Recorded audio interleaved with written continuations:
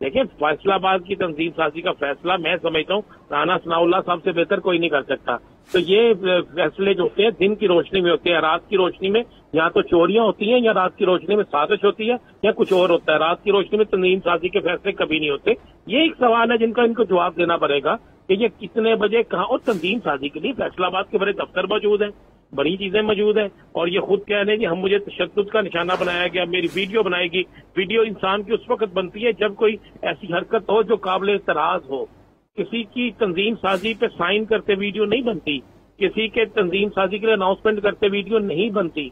तो ये खुद बड़े सवाल, ये एक निशान है जिनका जवाब तलाल चौधरी को देना चाहिए। वो एक पाकिस्तान के बड़े लीडर हैं, उन्होंने बड़ी बड़ी तकरीर की है, और वाकई अब शहबाज गिल साहब ने दुरुस्त कहा और ये व्याजुल हसन चौहान ने भी दुरुस्त कहा कि अब जिम्मेदारी बनती है मोहतरम मरीम साहिबा जो पाकिस्तान में खवातीन को लीड कर रही हैं।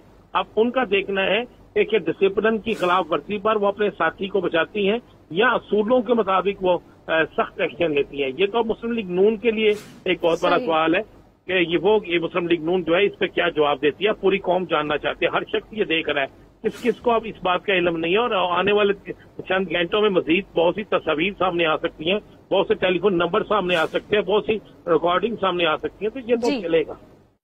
सही, अब देखना यह कि मुस्लिम लीग नून इस हवाले से क्या करती है। अभी बहुत कुछ सामने आना बाकी है, तहकीकात होना बाकी है। राना अजीम साहब एडिटर फोरम हमारे साथ मौजूद थे, बहुत शुक्रिया।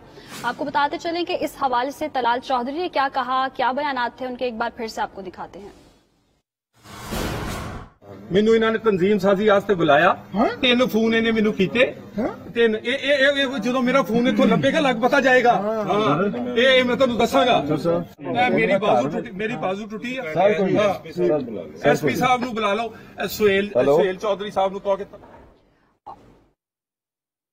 आगे बढ़ेंगे और आपको बताएंगे तलाल चौधरी पर तशद्दुद थाना